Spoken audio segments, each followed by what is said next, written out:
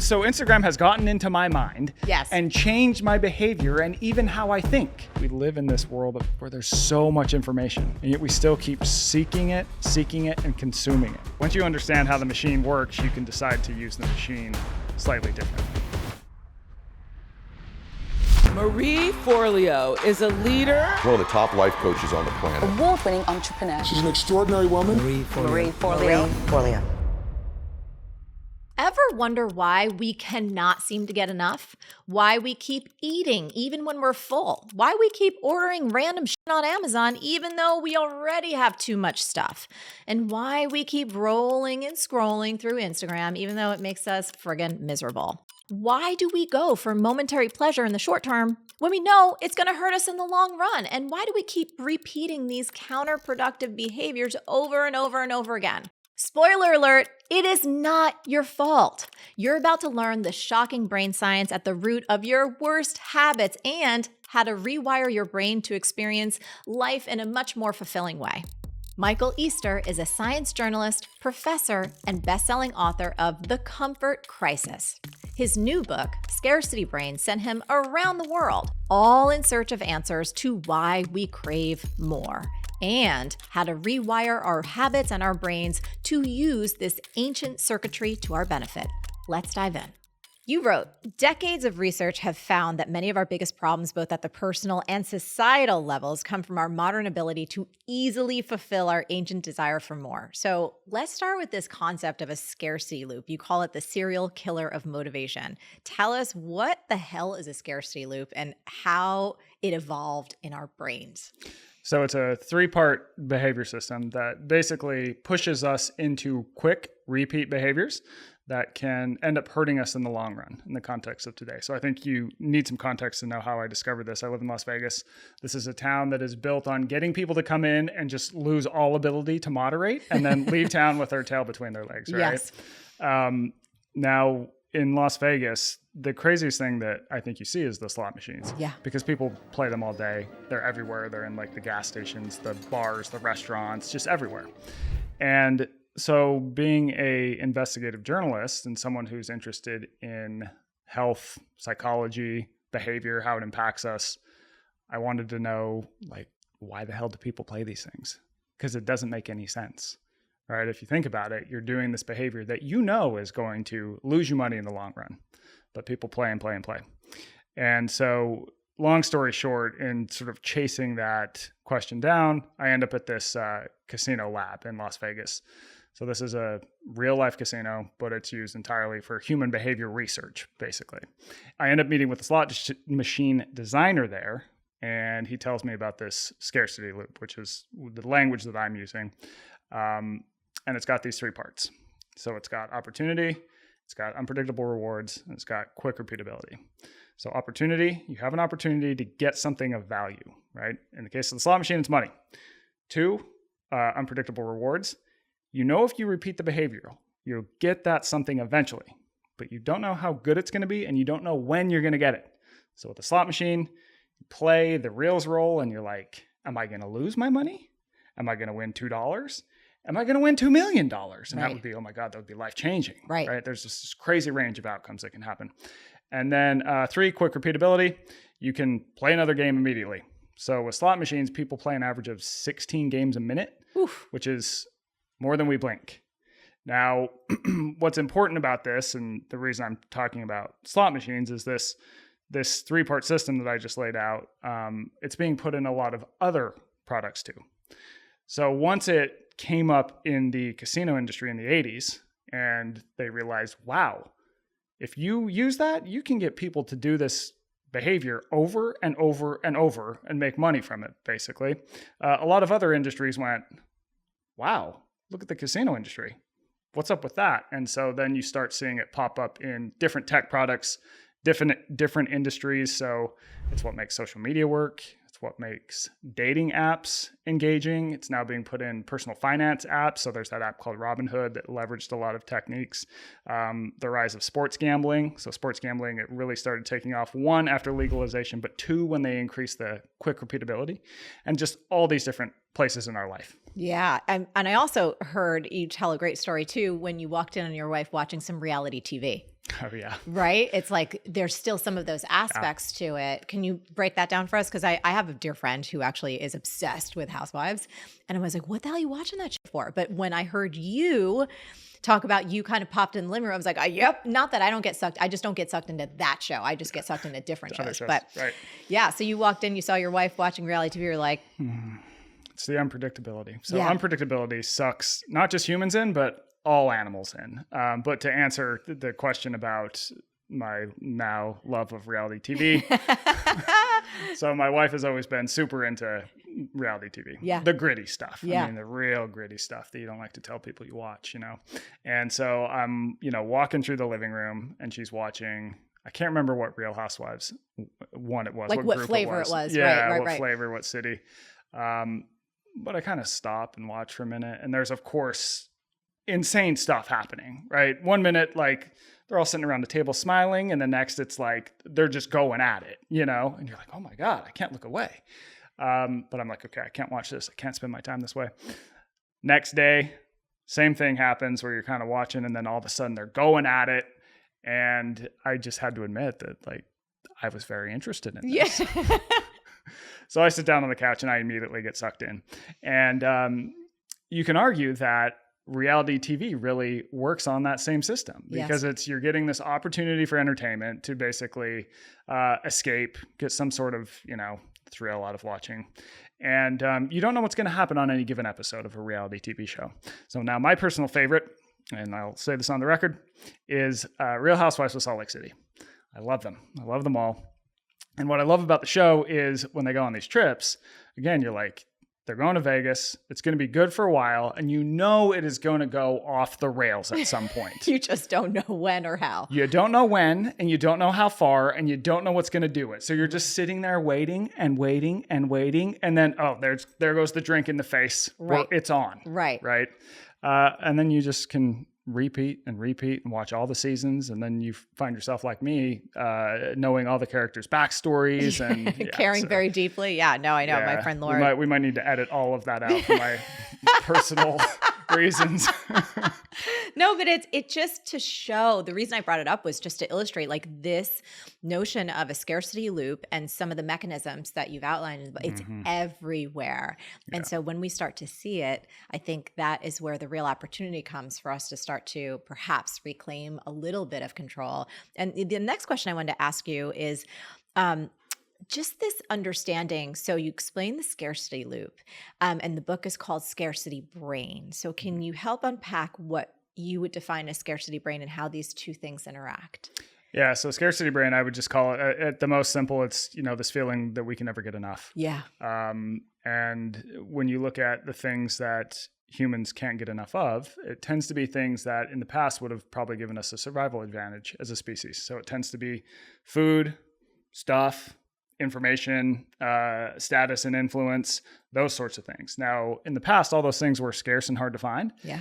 And so if you were the type of person who was always craving, always consuming, always felt like I don't have enough of all these things, you probably would have survived and lived on. Now, the issue is that we still have those ancient genes in a world where there's quite a bit of food everywhere, where status and influence has been put on steroids with social media and quantified, where you can buy stuff on Amazon Prime with lightning deals and any website, any given moment. There's not even a barrier to entry of having to go to a store anymore to buy something, and on and on and on. So we now live in a world of where all these things that we are built to crave are now abundant, and we don't really have a governor that tells us, hey, you've had enough. So we just keep pursuing and pursuing and pursuing. We were talking before the camera started rolling just about social media, because you share a very relatable story in the book about your experience with Instagram, and I'll share a little bit about mine. So tell us what happened and how you personally started to notice that scarcity loop and your scarcity brain at play.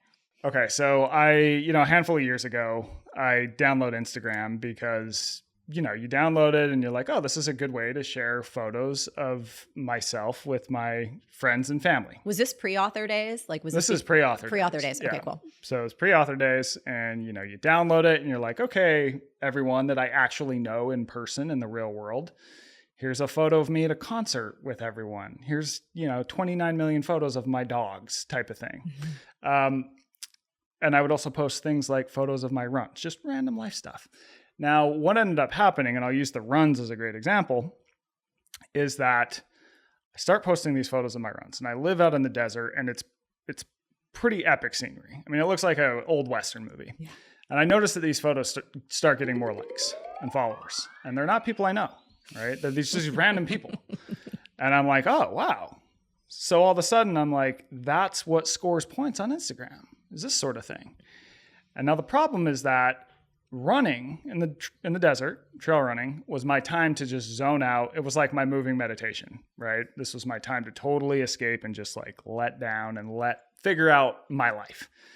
But the problem is that after Instagram, I love the word that you use, train. Instagram trains me what works on Instagram. I start finding that as I'm running, I'm no longer having this sort of moving meditation. I'm going around a bend and I'm going, oh, wow, that would be a great photo for Instagram. So Instagram has gotten into my mind and changed my behavior and even how I think. And I don't think I'm alone in this. So think about how many people, there's the reason we have the saying, you do it for the gram. Yep. Like people are behaving in such a way because the system has trained them to do so by giving them these like artificial points and likes and metrics. And it's scary when you start to think of that, you're going, oh, wow, like this isn't a real thing. And this has actually crept into my life and changed my life in a way that I don't think is better for me. Exactly. And that was a similar thing that I saw happening for myself in terms of Instagram and just like finding my mind thinking about, oh, how am I going to get dressed today? Might I take a photo later? It's like, what is that bullshit? And so I started watching all of these things in my brain that I was like, this is not good. This is not good. We're going to talk about this a little bit more as we get deeper in the interview, but thank you for sharing that because, this notion that we are being trained and that we have this ancient piece of our brain that's going to continue to crave more and continue to crave influence and continue to want to rack up these artificial numbers and metrics. It's so important for us to separate ourselves from it and to have a little space and see the mechanical, the nature of it and also the insidious nature of it. And the damage that it's like everyone just accepts it. It's like, oh, this is how we are now. It's like, we don't have to be this way. There's another note that I had in there, a highlight from the book that was a surprise for me, the reveal that dopamine is not the pleasure chemical and that it doesn't make us believe or do something. Dopamine, as you write, is released when we're pursuing or anticipating receiving the pleasurable thing, not when we're actually receiving it. What do you think is important about that distinction for us to know in terms of like trying to unpack this and kind of reclaim our own freedom as it relates to our brains and our emotions and our behavior? Yeah, I mean, a couple things. I just think that socially, it's kind of become popular to just blame everything on dopamine, but it's kind of a misunderstood chemical. It does a lot of things in the brain that are interesting. But I think when you think of pursuing, so the system that does create pleasure is called the liking system. Now, dopamine tells you to chase until you can get something you like. But especially in certain conditions, dopamine can still fire even if the liking center doesn't fire on. So you're getting pushed to do a behavior even if it's not going to really reward you. And that's not a good thing. Yeah. No, right? that is not so a good thing. It is the chemical of pursuit. Now, when you do something that you like, it will obviously, your likings at the first time or first handful of times, dopamine will fire along with the liking system to sort of train you to go, oh, okay, that was a good thing. Do that again. But over time, it mainly becomes the pursuing chemical. So a lot of people that watch our show, they are creative, they're hardworking, they're entrepreneurial, whether they have their own business that they aspire to, they have a job right now and they have a side hustle. They are constantly on the go and constantly have this desire for more, better. So I want to read this excerpt from your book. You say, the takeaway from all these experiments, which you'll unpack, is this. In the human brain, less equals bad, worse, unproductive.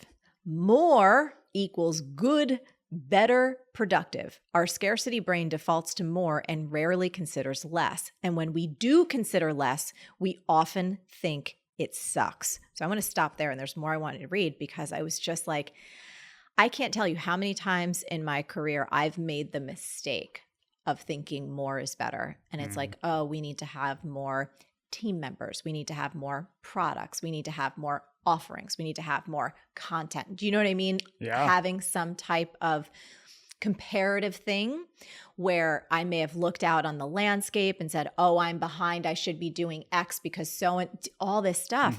And in practice, when I've executed on those things and had the more, it's been a shit show.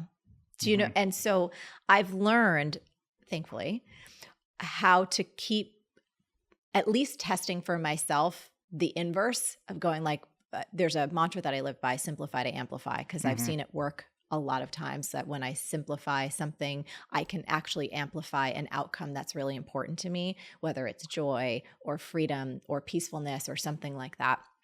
And it helps me at least challenge my own wiring and conditioning. So I just want to talk about this with you because I'd never seen any scientific research, journalistic material around this before.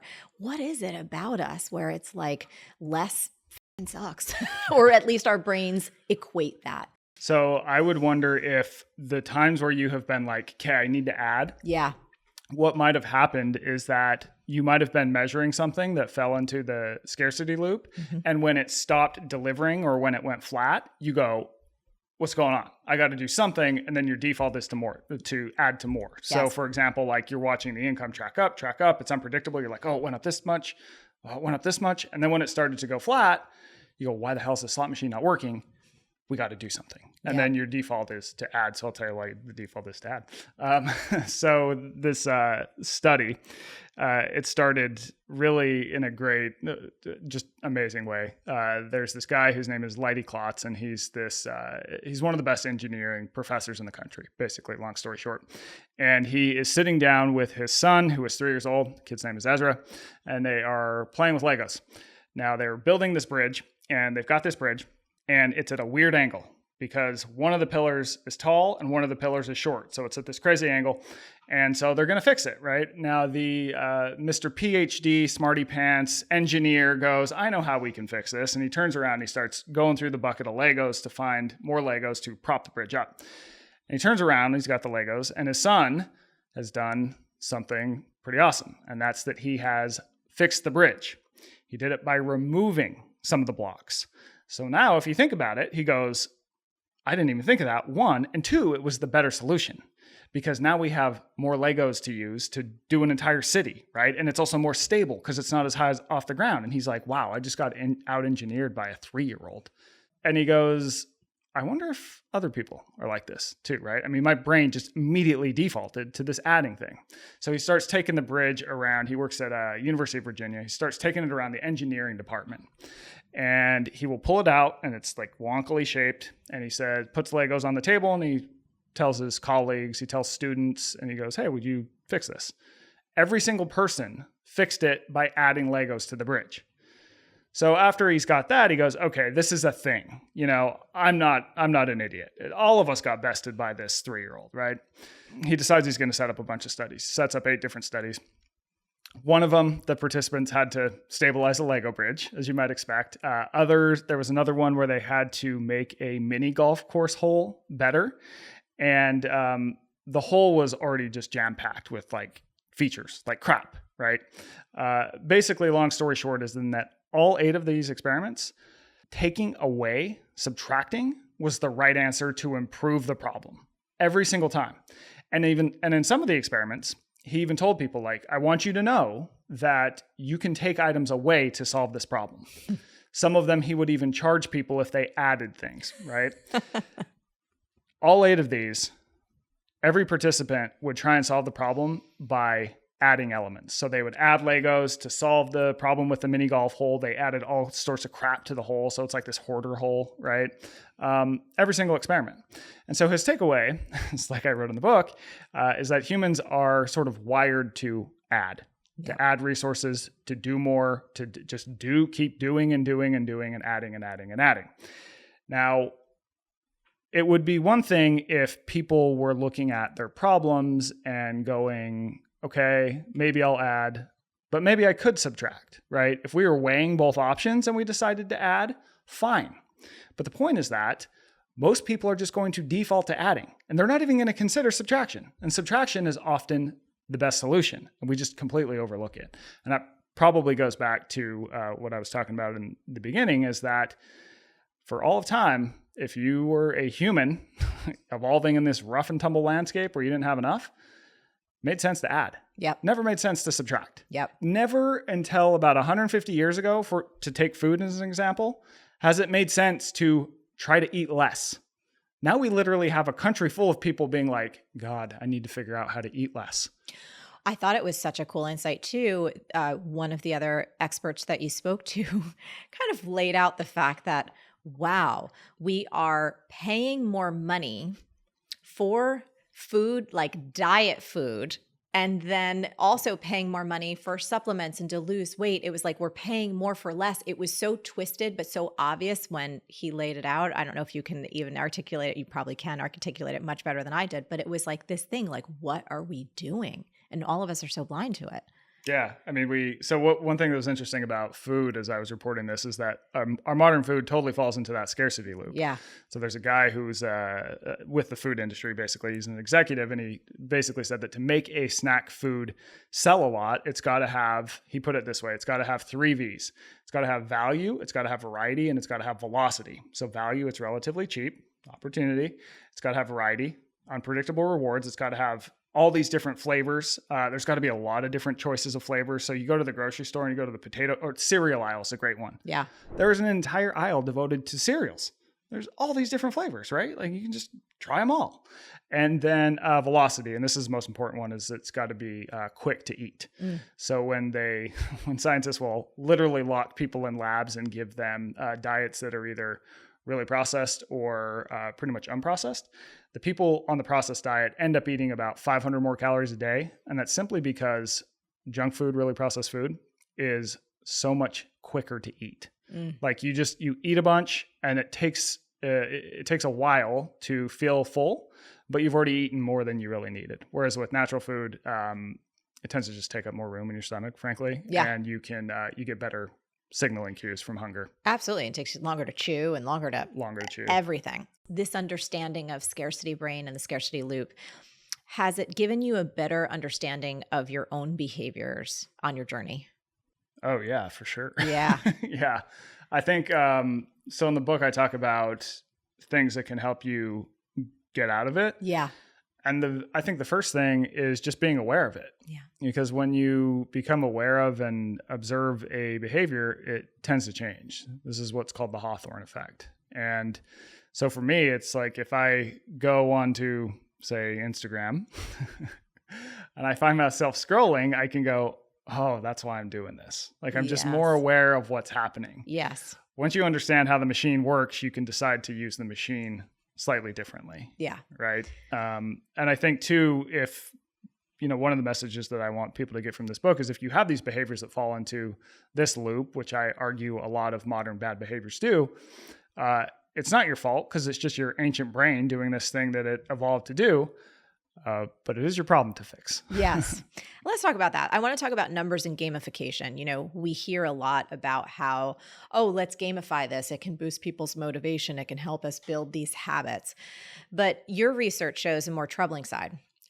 Numbers and figures are changing our thoughts and actions and sometimes hurting innovation and meaning. And I could not agree with that more. Looking at it from a business perspective, I think we've all heard that adage, which I think is sometimes bullshit.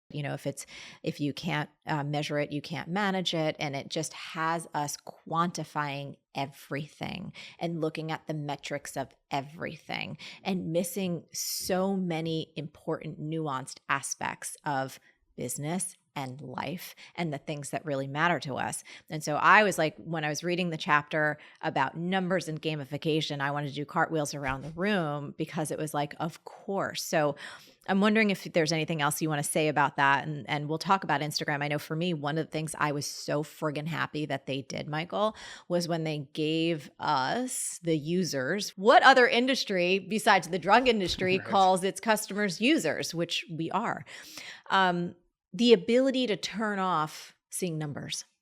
So that was one of my happiest days with Instagram because I'm like, fuck this. I'm turning off all the numbers. I don't want to see numbers of anything. Mm-hmm. If I go in, I just want to engage with our audience, our people, and the handful of my friends and colleagues. I'm like, oh my gosh, I can't wait to celebrate them, whatever they're doing. But I don't need to see numbers around it. For me, it's about the words. What do I want to say to my friend? How do I want to interact with this beautiful human who's in our audience? What do I want to feel about the art, the music, the video, the image, whatever it is that I'm seeing that I care about. So I don't know if there's anything that you want to dive into about the gamification piece, and then we'll just talk about influence and emotions, because I feel like these topics are connected. Yeah. I think a good way to think about this is the example of Twitter that I have in the book. So I learned about this from a philosopher. His name is T. Wynn. It's Thinguyen.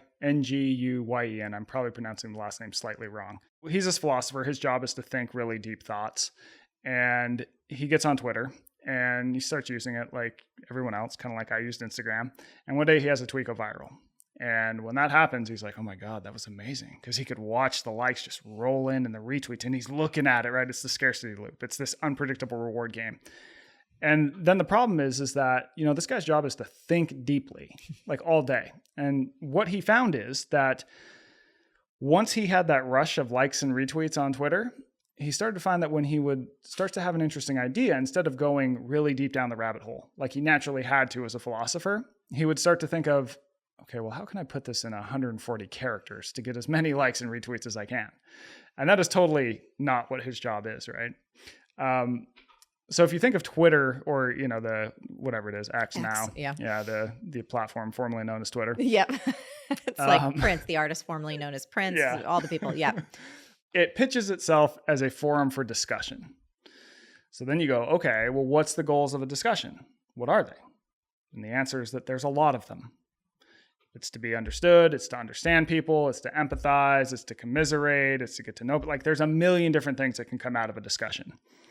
But because Twitter puts likes and retweets and basically quantifies and gamifies that, the goal becomes to get likes and retweets and get your numbers up. And that is often at odds with the goals of a discussion. So you miss all these different goals of a discussion and you're chasing this one thing. Mm-hmm. And the way that you get that number up is usually in behaviors that you're probably going to look back on and regret. So what tends to do well on Twitter is outrage. It's dunking on people. It's being a dick, right? And I think that's problematic. Yeah. And to bring it over to business, it's very satisfying to see a number go up. So humans, we love certainty. Now, numbers give us certainty. But the problem is once we start to focus entirely on numbers, it changes the goal. Mm-hmm. So if your goal and, why do you start a business? The answer is probably a lot of reasons. Like one, you want to make a living. Yeah, you want to make money, but that's probably not the only reason.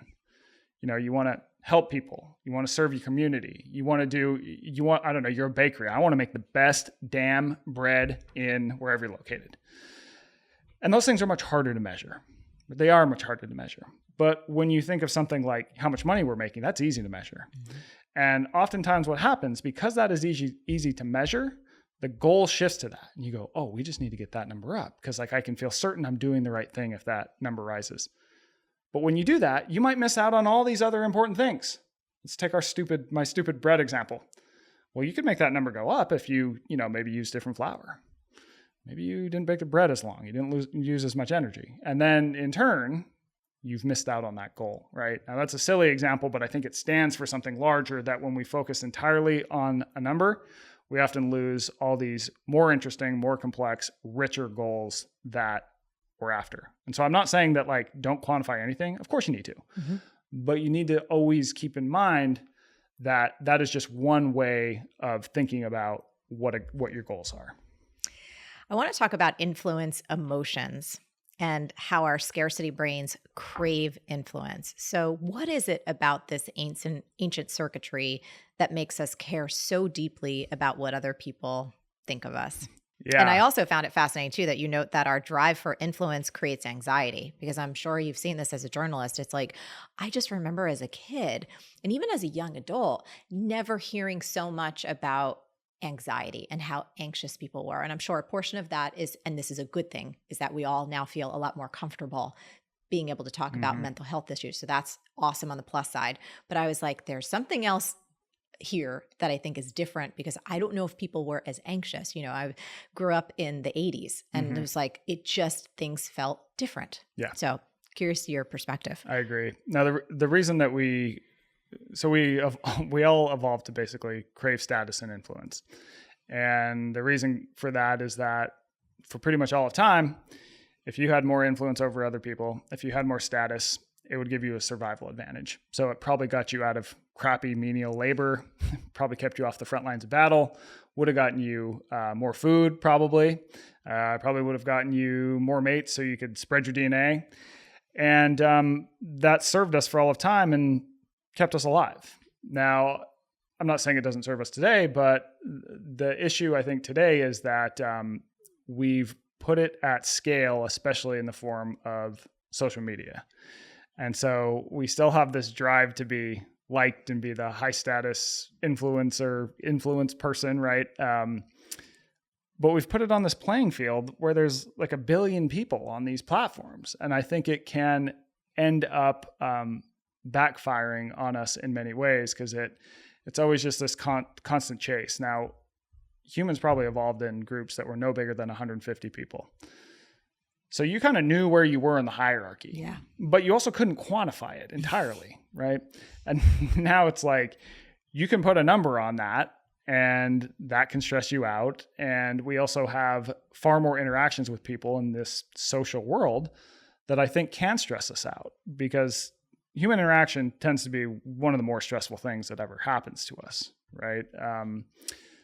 How you interact with your boss, how you interact with other people, where you live in a town. I mean, there's all these different ways that status influences us that we didn't have, and it's a lot for us. Yeah. And in terms of anxiety, I do think that social media putting status and influence at scale and quantifying it does mess with a lot of people. I mean, especially for younger people, because the brain is changing in such a way from about puberty to 25, where social acceptance and interaction are the most important they will ever be for people at that time. Mm. And then you give people a phone and you say, put a photo of yourself on there and we're going to see how many of your friends like it. And you can literally go, well, I thought that was a good photo of me, but only 40 people liked it. And then there's like this other person that's like my frenemy and they got 60. You're like, damn it. Right. That's stressful. Yeah. And we don't realize it's meaningless in the grand scheme of time and space, because we're going to survive no matter if we get likes or not. But it's just kind of our ancient brain working against us again. Yeah. I think it's been such a journey for me personally with all of that. And I am grateful that I've had like so many really low points and feeling like so broken and like, what's wrong with me? Why do I even care? And what do you think incited that? I know my brain so well in that anytime I fall into compare, it is despair. That compare and despair thing is big. And it's like I lose touch with what makes me me. And I think because I have the benefit, and I always talk about this, I'm like so grateful that I started my business. It was like 1999, 2000. So it was like, I got to share ideas via email and a blog, you know what I mean? And like video stuff was like, dude, do you have a camcorder? You know, like that just, it awesome. Didn't exist yet. So I feel so grateful that I have the perspective and the memories of what it was like to create and then just to share, but not to have this kind of jockeying and constant where I get very overwhelmed. I have an ADHD brain. So like too much like I'm like, this thing is going nuts already. Yeah. And then you add on all of these other inputs and I'm like, I need a nap. So for me now, I think it's just, I feel so much more connected to, and maybe age does this too. It's like, it's all meaningless bullshit at the end of the day. You know, I've, my partner in life and many friends, they're in the entertainment industry. Mm-hmm. And so I know so many talented creatives. And so I get into these conversations where I can hear and see where certain folks are or aren't getting jobs based on, well, how many people follow them on Instagram, and like I know their work as performers, you know what I mean? And I've seen the depth of how they execute their craft, and they're stunning. And I was like, holy shit, every industry has bought into this. Book publishing is another one. It's like, what's your platform? It's like, well, what about your friggin' ideas? You know, it's like, to your point of that incredible philosopher, it's like to think deeply and to create deeply is a completely other skill set than to build this massive mega audience that you're always feeding and interacting with. And just because someone has an enormous audience, which is beautiful and God bless, and it's awesome, doesn't mean they necessarily have something, you know, that valuable to share. I hate to be an asshole, but it's true. Yeah. And so anyway, I just like this conversation so much, because I think one of the many reasons I wanted to talk to you was because I think the more people can wake up and at least see it for what it is, and then start to understand the circuitry of the brain. And we'll get to this, like some of the cool things we can do to start to almost, it feels like turning that scarcity loop into an abundance loop, and some of the things we can do to take control of it. We'll get there. But I find myself so much happier and more fulfilled when I started exiting that. Yeah.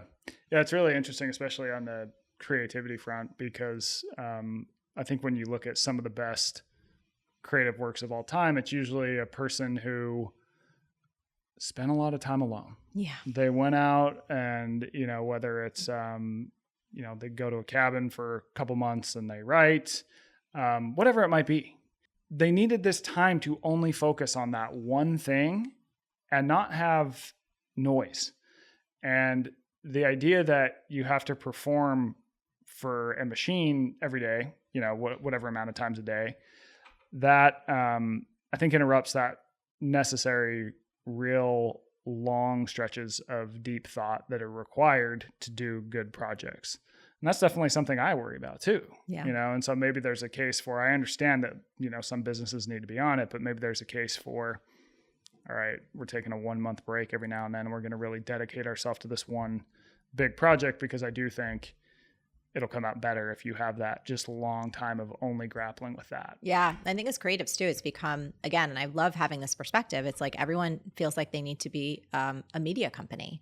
And for solo creatives or folks starting their own business as a, you know, one person show, they're not necessarily going out to get venture capital and like, you know, building a big instant team.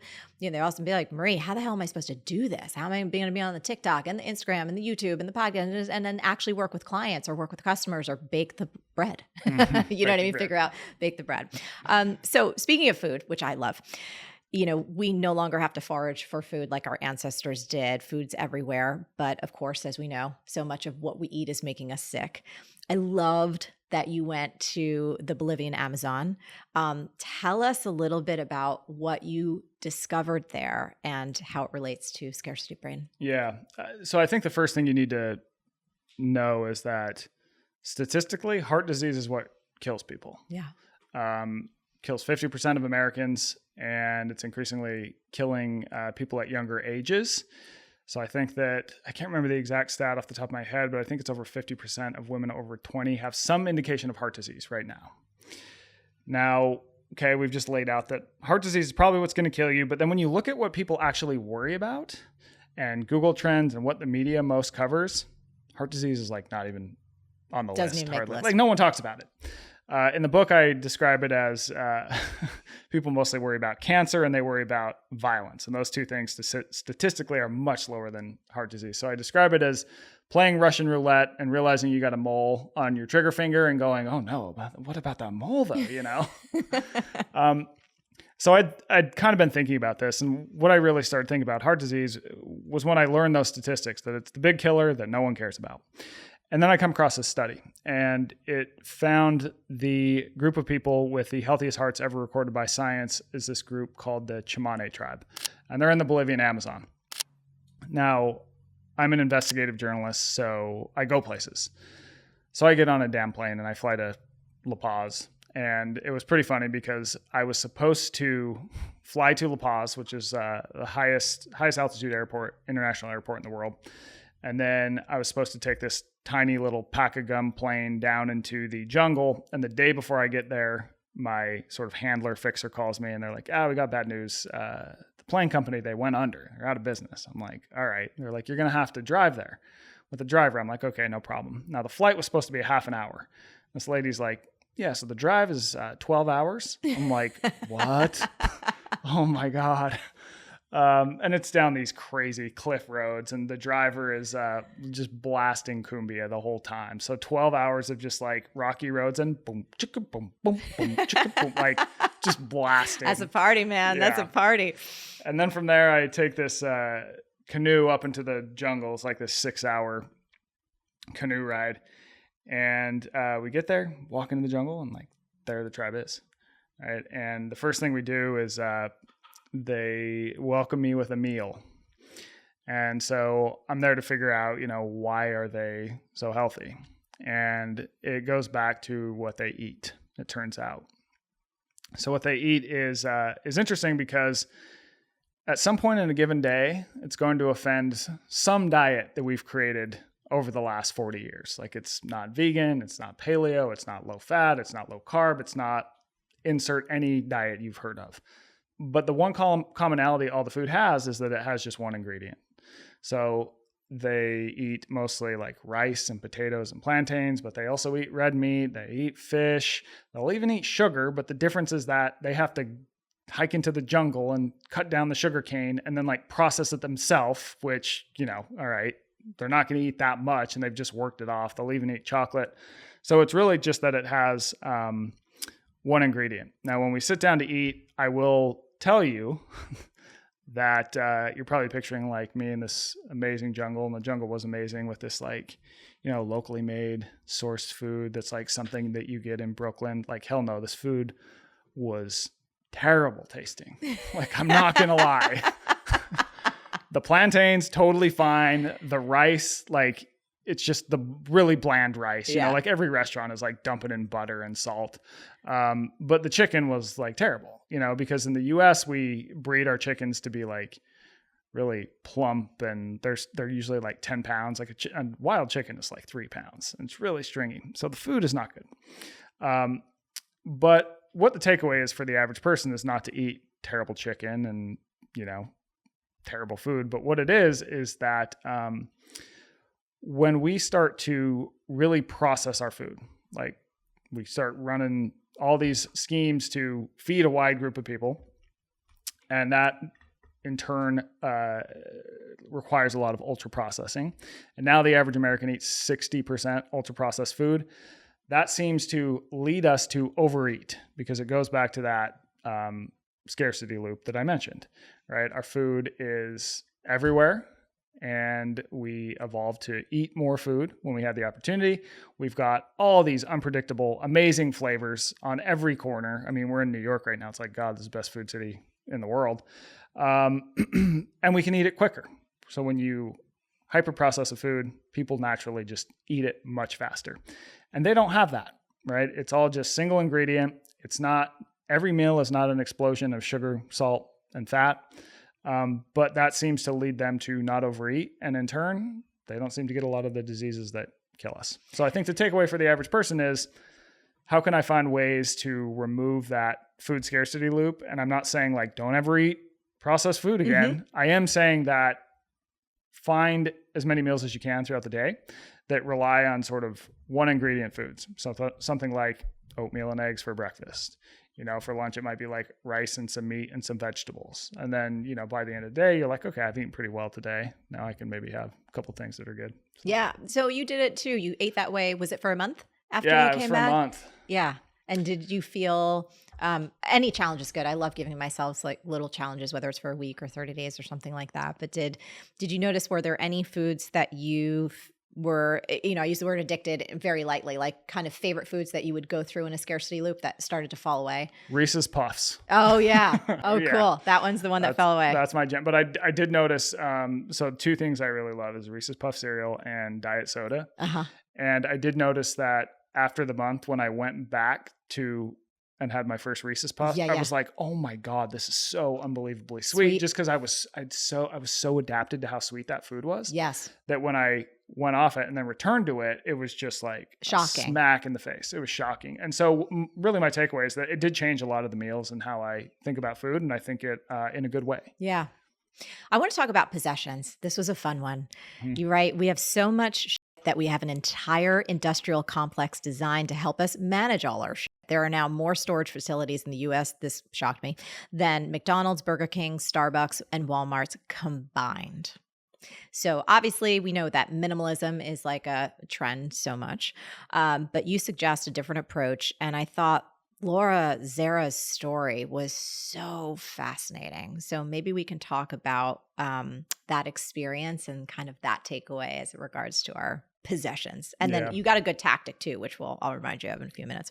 Yeah, Laura is the coolest, toughest human I know. That is for sure. So she was in college and she's very smart. She was going to be a doctor or a veterinarian. And the whole reason she wanted to do that is so she would have enough money to go on these adventures out in the wild. Like she loves just going out into the, Montana wilderness or wherever it might be and just spending as much time as she can. And she has this epiphany that, if you want to do that, you don't need to have money to do that. And so she goes, all right, I'm quitting college. And this is like right before she graduated. So her parents wanted to kill her. And she's got like $6 and a backpack with a handful of belongings. And she just starts traveling the world.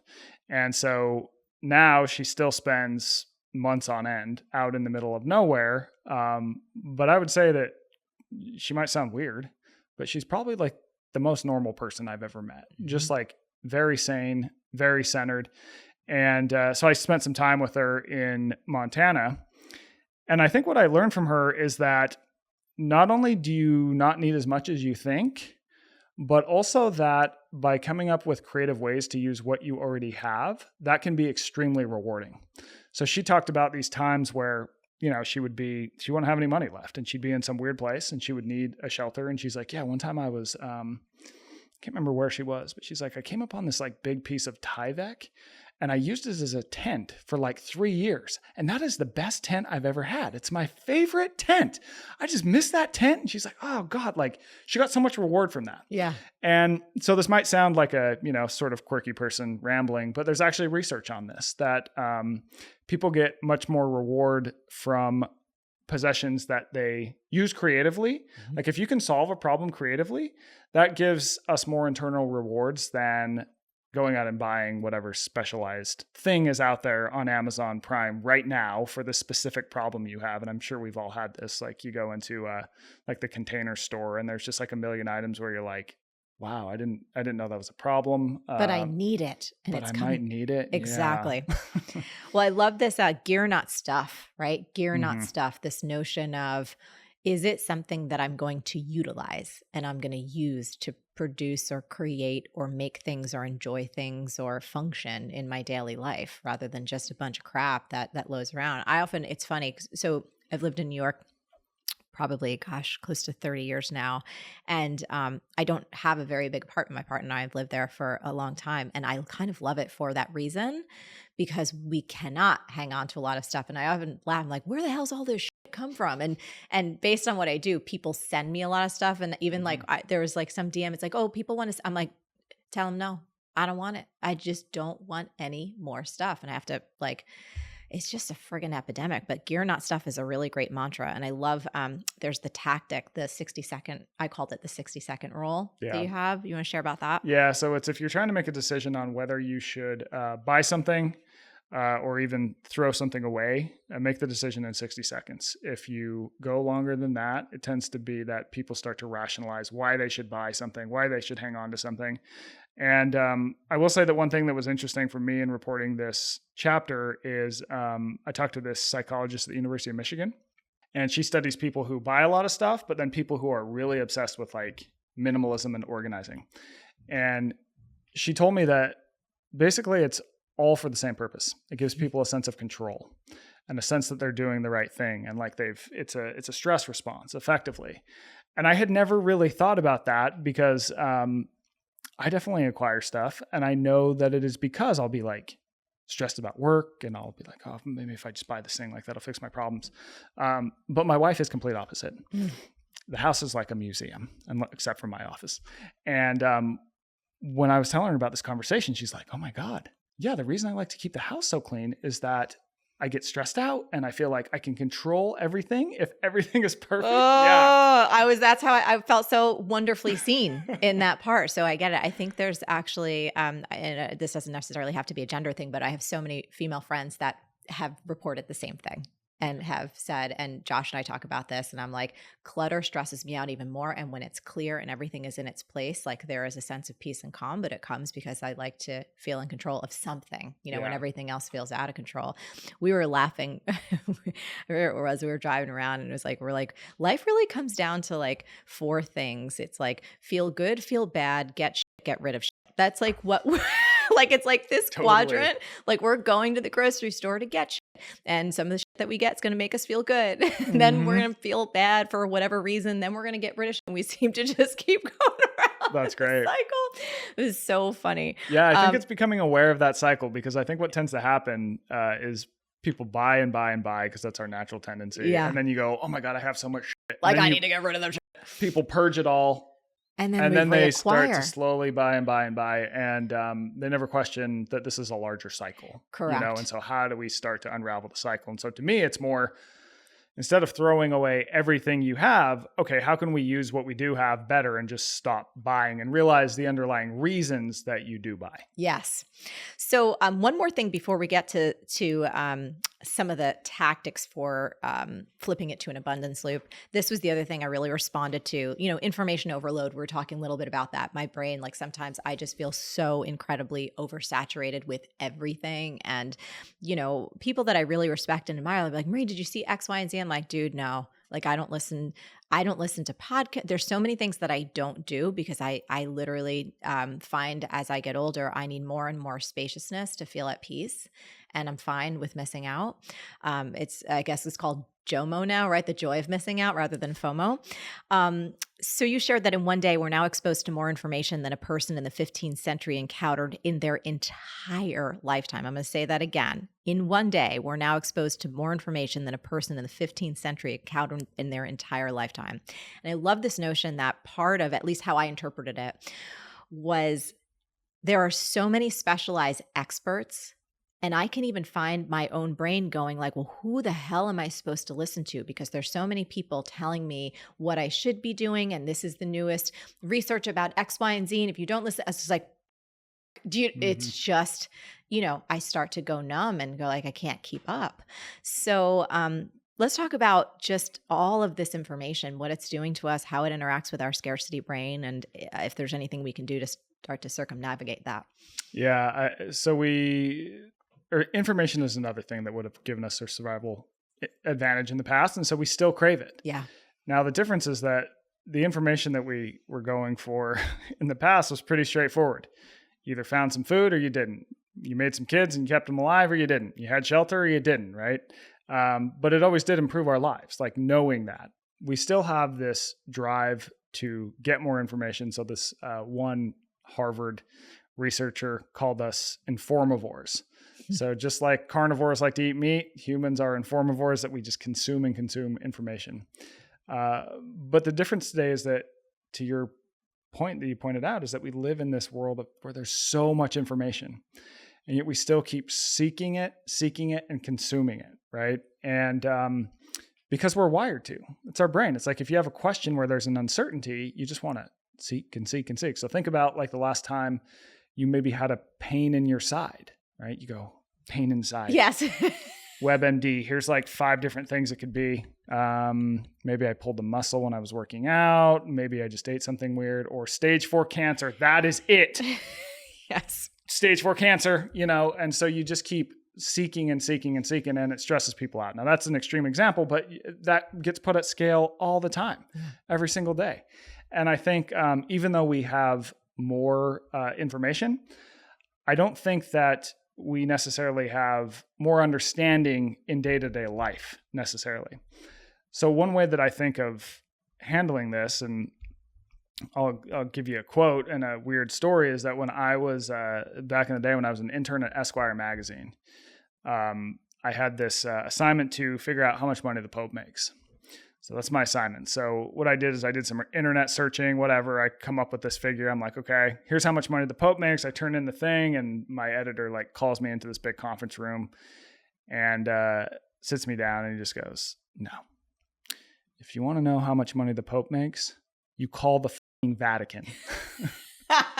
And so that was like a light bulb moment, like going to the source is how you get the best information.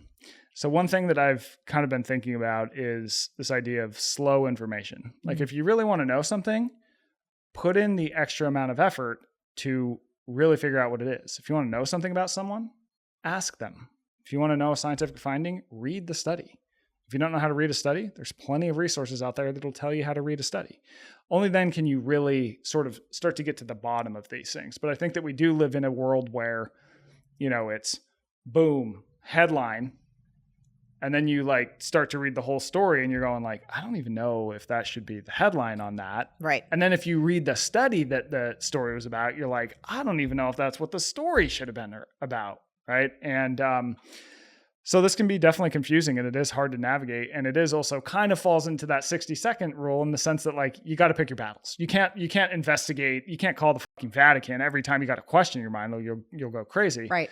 But I think that realizing that this drive that we have for information can ultimately lead to anxiety and can ultimately lead to information that may not improve our life is good to know. Yeah. I've handled it in a fun way for me, which is like for so many things, I'm like, I'm letting Jesus take the wheel. I'm not particularly religious. I grew up Catholic, but I'm like, Jesus has got this one, not me. I'm good. Yeah. I don't need to go down that rabbit hole. Yeah. Okay. So give us some hope here, Michael. Now that we've got a lot of awareness around the scarcity loop and scarcity brain and all of the different domains and where it shows up in our everyday lives, you say that we can flip this into an abundance loop. So any tips that we can take away if we start to sense or feel that we're being pulled into one or nudged into one by some technological forces or big industry or big food or big tech? Anything that you've seen that helps? Well, I think first figuring out how do you get out of the loops you don't want to be in, and it is that awareness. And then you can take away the 3 parts of the loop that I laid out or change them. And I talk about ways to do that in the book. But in terms of flipping it into something good, that's what's really interesting. So I think you had asked me this at the start of the interview and I didn't answer the question. So I'm going to answer it now is, okay, why did we fall into the scarcity loop in the first place? And that's because it evolved to help us find food. When humans were, evolving, ancient humans, finding food is a random rewards game. It's just like a slot machine. This sounds crazy, but I'll explain it. So you need food or else you'll starve. So your opportunity is to not die by finding food. So That's the value. You go to point A, no food. Okay, play the game again. Point B, no food. Point C, oh, wow, jackpot. We're going to survive and live on. So that's very exciting. And then, by the way, you got to find food tomorrow. So we got to repeat that cycle. So what you tend to find is that a lot of things that you can do in nature or even in cities that involve searching tend to fall in this loop, and people tend to find them really engaging. And the upside is that as you are doing this sort of game, you're doing a lot of things that are very good for you. So I'll give you an example of, let's say you're really into birding. It's a great activity. You're going to find a bird at some point. You can see this bird, but you don't know what kind. It could be one that you've seen 100 times, or it could be that super rare one, right? And then be like, oh my God, we just saw that one. And you continue that activity all day. Hunting falls into it, like fishing falls into it, foraging for food falls into it. But even I would argue if you are into, say, collecting records or something, and you live in a city and you're like, I want to find this, this one band, I'm looking for an original record, and you're going to walk to different record stores all across New York. Along the way, you're outside, you're moving, you're doing it with people, and it's this really engaging thing that is enhancing your life. Whereas falling into it in a slot machine, or falling into it on Instagram, or falling into it on some sports gambling app, or whatever it might be, it's probably not enhancing your life. It's hurting you in the short term. And also, just from a business perspective, I mean, we've just laid out how a lot of businesses are using it to influence behavior in a way that not so good. Yeah, that maybe people would push back on. But if you can think about, like, how could I provide random rewards and value for people in a way that enhances their life? That seems like a good question to ask and a question to investigate. And I think it can lead to good societal change. And I'll give you a great example of this is this guy, John Hankey, in the book. he created an app called Pokemon Go, which everyone's heard of it because it's been downloaded a billion times. So people who haven't played it will be like, oh yeah, that annoying app. But here's the thing. The reason that he started is because he had a son who loved playing video games, but the kid didn't go outside and he didn't exercise much. And he didn't hang out with a lot of other kids because they're all at their own homes playing video games through their headsets. So he goes, okay, I'm a game designer. He used to work for Google. He created Google Maps and then founded his own company. He goes, how can I make a game world that mimics video games, but sneaks in all these things that we know that make humans healthy? So he creates Pokemon Go. And when people play Pokemon Go, it is this random search, but along the way, you're outside walking, you're getting sun exposure, all these good things. And you often have to team up with other human beings and work with them in order to catch certain Pokemon, right? So as you're playing this game, you're getting all these good things. Now, some people would argue like, well, why don't you just walk around outside without your phone? Like that's better. It's like, well, yeah, but we're not talking about a person who's going to go walk around outside without their phone or with their phone. We're talking about a person who's going to sit in a basement playing video games or is going to walk outside with their phone. So looking for opportunities like that, I think can be transformative, especially if you put them at scale, because, people might make fun of Pokemon Go, but the people who've played it have walked, I think, to Pluto and back 9 times, collective amount of steps. And that's like, whatever the number is, 20 billion steps more than any other video game. Absolutely. So, yeah, no, we're not mad at that at all. You said you discovered the ultimate happiness hack, and I love this, in a Benedictine monastery of all places. So research shows that monks are some of the happiest people in the world, and I think you found some surprising lessons. I love this, by the way. I loved reading that chapter. What's some of the things that you learned from them that's really stuck with you? I think that what I mainly, let me back up and just say that, I think we live in a world where it's kind of we got a happiness industrial complex where there's all these things we need to do to be happy. And they're often backed by research. It's like, you got to meditate, you got to gratitude journal. And by the way, you got to be social. If you don't have enough friends, you are FUCKED. That's absolutely, yes. And part of what made me start thinking about this is I found in my own life, like some of my happiest moments are with my friends and people I love, like my wife, but a lot of them are when I'm alone doing, writing, running out in the desert. And so I started looking into this and looking at, okay, what are some people who aren't doing all these things that we're told we must do to be happy? Mm-hmm. And I landed on these Benedictine monks. And the research, as you pointed out, does suggest that they are happier than the general public. And they live a pretty tough lifestyle. Mm-hmm. They have to wake up at 3:15 to pray every morning. And they pray in the chapel 7 times across the day. There's all these rules they have to live by, like don't eat too much. They can't talk to each other for significant portions of the day. They're in silence. They have to put in hard labor. But the greater purpose behind what they're doing is they want to get closer to this thing that is greater than themselves. So for them, it's God. But I think that there is a takeaway for the average person that they're not doing this sort of chase that we often do. Mm-hmm. Chase for a new title, a new car, a new salary, more followers on Instagram, the next meal. That's what's going to make me happy. People get in this chase for things that they think are going to make them happy, and it doesn't work. They don't worry about happiness. They worry about doing the next right thing, finding something that is greater than them, and subverting their own desires to that greater thing. And by doing that, they wind up happy.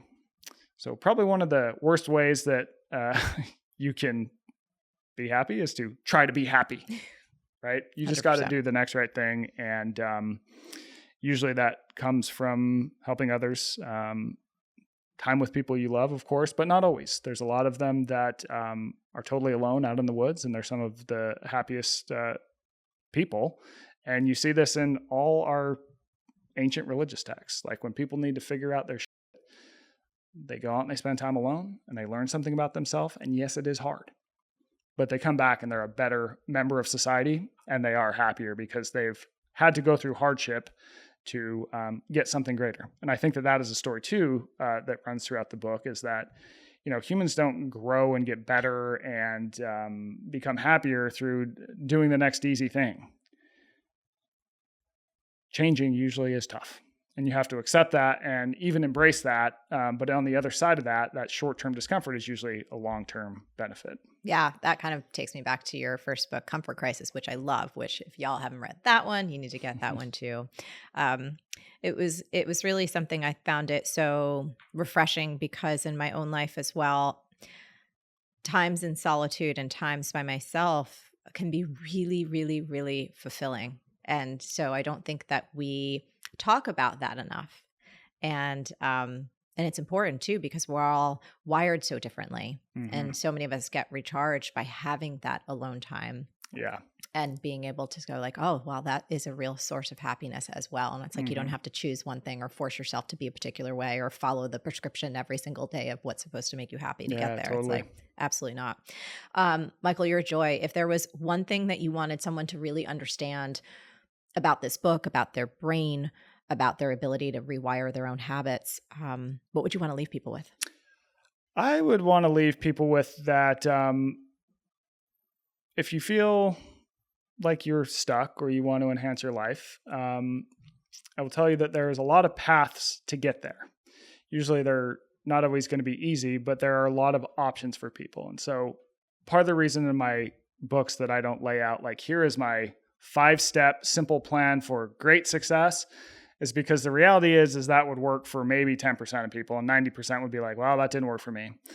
So I try and give people sort of the overarching mechanics and different ideas, because there are so many possibilities and ways that people can improve, people can get better, people can improve the lives of those around them. And I think by experimenting and trying different ways, you ultimately learn more about yourself in the process. And that is ultimately much more rewarding. So that's a long way of saying that, I think you can really do anything if you just try a lot of different things and be willing to realize that it's not always going to be easy, but on the other side of that is growth. Thank you so much. Yeah, thank you. It's fun. Oh my goodness, if you loved that episode, do me a big favor, hit that subscribe button now. Not only will it mean the world to me, but it'll make sure that you never miss an episode. And more importantly, it'll help us reach more amazing, incredible souls just like you. So hit that subscribe button and I'll see you soon.